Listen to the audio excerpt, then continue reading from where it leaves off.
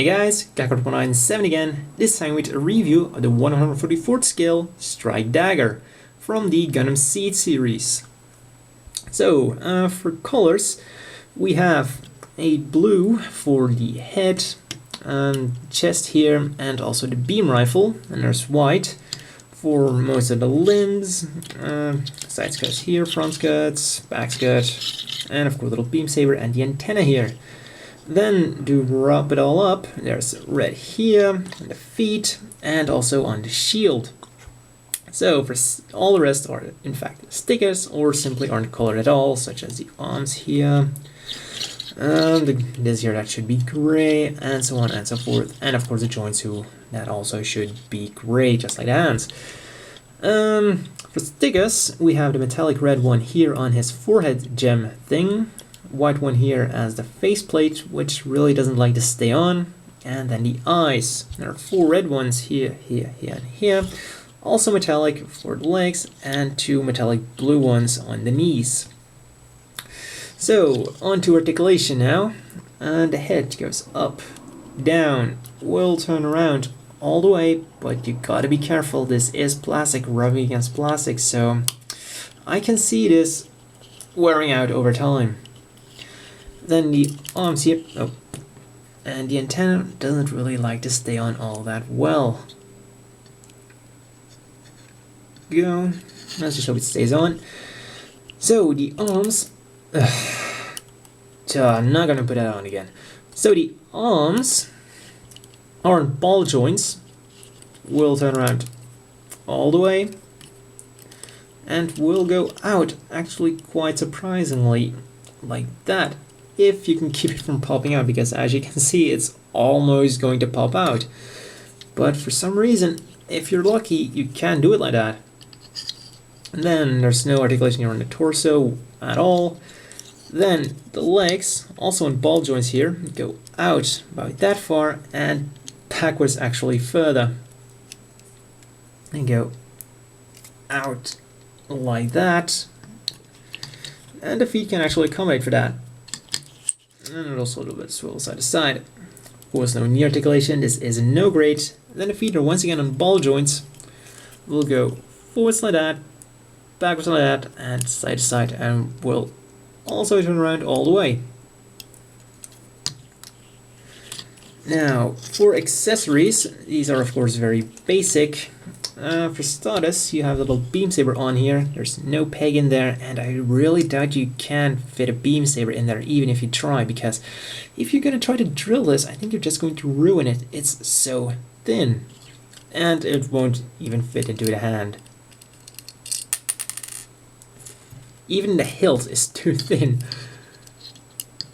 I just put that back in there and get onto the real accessories, which is a beam rifle. Quite thin looking, but from inside it does look rather nice. You have a beam rifle, a little grenade launcher, which could have been bigger, because those are actually some really thin grenades he's going to shoot. Fits into the hand, rather nice. Won't flail around. This is actually quite sturdy. Then of course there's a shield molded in all red, one simple piece. Will fit in a hole here, but there isn't a hole here. Also the beam rifle is one solid piece. And just sits on there. So, as always, the inevitable question is, do you want to buy this? Well, bottom line is, it is a no grade. But I think this is probably one of the better no grades, because there's like a really nice color separation, and at least the chest does look pretty good. And overall, well, it looks acceptable, even though you should in theory paint a lot of things, such as the blue here, and these things should also be painted instead of being stickers. But if we compare him to his UC counterpart, you can see that the gems also have quite a boring color scheme, well, if you want to call it that. I mean, all white here, so the fact that there isn't any blue here, well, it can be forgiven, and it doesn't really look out of place, because of course the gems don't really have all that much color in them anyways. So there you kind of have it. If you really must have a Strike Dagger, then yeah, this would be an acceptable buy. If you're too lazy to paint, it would look pretty decent, but that's all. If you really want, well, if you just want a dagger, you're way better off buying either the Slaughter Dagger or the 105 dagger. Same model, different color, and different backpack. Well, the Slaughter Dagger, yeah, they're articulated. They cost quite a lot more, but yeah, you get a lot more. You get articulation. You don't really have to paint them, and you can swap out striker packs. Though it wouldn't be really fair to compare a no grade to a high grade. But yeah, if you must have a dagger, go for the Slaughter Dagger or the 105 dagger. Or of course, unless you just want a punching bag for either the Freedom, Justice, Strike, or whatever other Siege Gundam. Now, final comparison with Stray here.